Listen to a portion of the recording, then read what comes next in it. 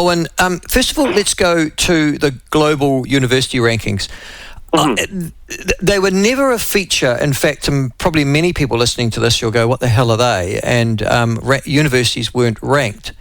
When did university or international university rankings become more prominent and more credible? Yeah, in my head, and I'd have to check back on this, but I can remember university rankings for New Zealand universities going back at least 20 years. Yeah. I recall University of Auckland, perpetually being a top university. But we would have 3 or 4. Now, this was when we had 6 universities in New Zealand. And we would have 3 or 4 in the top 100, and the other 2 there or thereabouts. We then went into that kind of bums-on-seat situation, and pretty much anyone can become a university sort of thing. And that certainly has been a part of what's clearly seen as our decline. So, yeah, they have been around for a while, but they don't make good reading for New Zealand at present. No, I'm just reading some of the background to QS, which is the big one that we're going to talk about in a sec, which has got that funny name, Quacquarelli. Quacquarelli, I think, is Simmons, which is they were first published in 1990, and they were published to tell students, or particularly those who are seeking to study abroad, it was to give them some advice. They then got involved, I'm reading here, Alwyn, with the Times Higher Education magazine, which always had huge international, 2004. And that was when they started, they integrated in 2004 with them, and then they parted ways again, and now have 2 separate university rankings, the World University Rankings and the QS World University Rankings, although usually they end up with the same sort of top ranking. Tell me, do we have too many universities in New Zealand, given that we are a small country, or are we doing something wrong, or both? Because our rankings have been on the slide for a while. Yeah, I mean, there's a few strange things in New Zealand. From even from an education perspective, we changed from teachers' colleges to the universities running teacher training, and there's a couple of issues with that. We've seen in the last few weeks where New Zealand Institute of Economic Research put out that nearly a quarter of our primary school teacher intake had failed level 1 math, science, and English. And so that's a real bums on seats issue. I mean, how on earth can you get into teacher training without being able to do those 3 subjects? And I guess, the second thing for our universities is their funding depends on kind of broad appeal. So we do have a lot of subjects, a lot of papers, and performance arts is one of them. When the universities put out what the students, when they graduate, actually earn, some of them are finding great difficulty earning anything or finding jobs in the areas that they considered that they specialise. So why is that?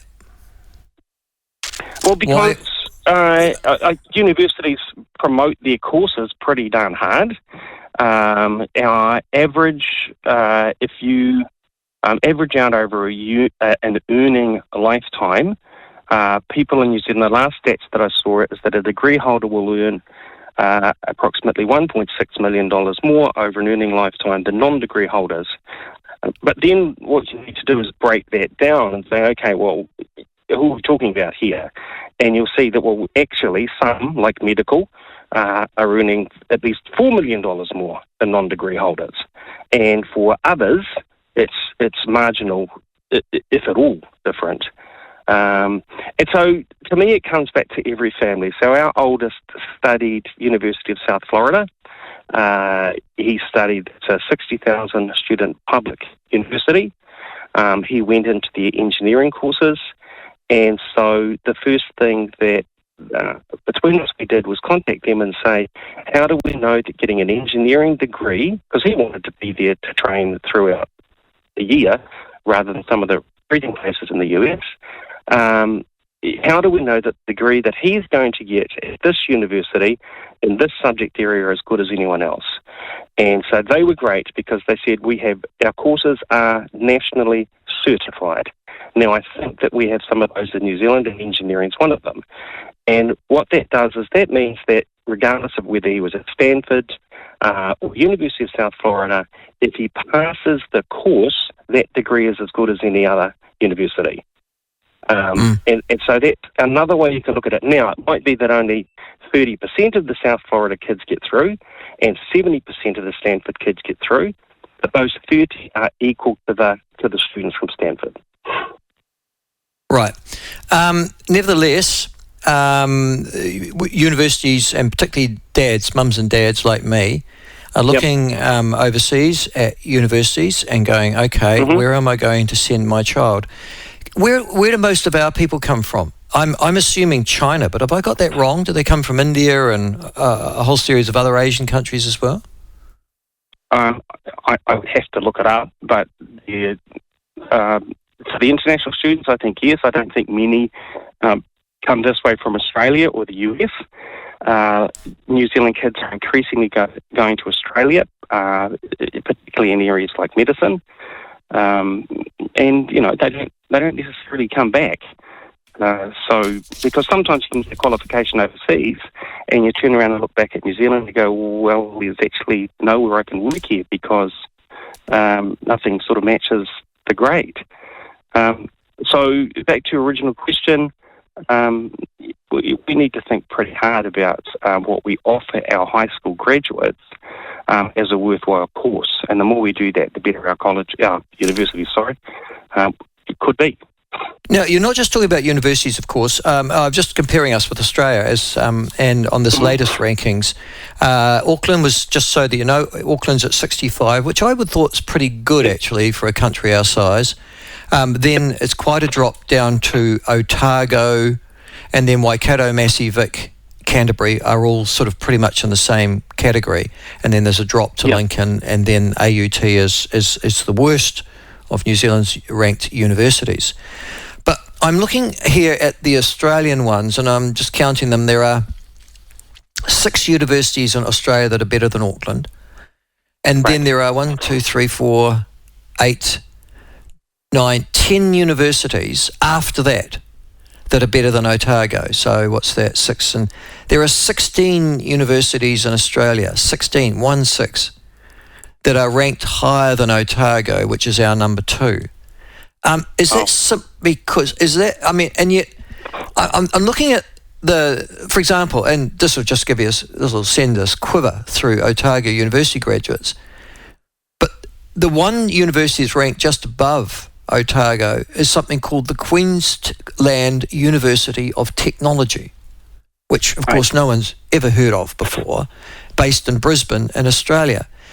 If that's outranking Otago University and its particular steeped history and heritage, then you would anticipate surely that university heads throughout New Zealand would be going, is there a way we can improve our product? And at the moment, the way they're improving their product is simply cutting academic staff and trying to balance their budgets. I can't see any way out of that spiral if they carry on that way, can you?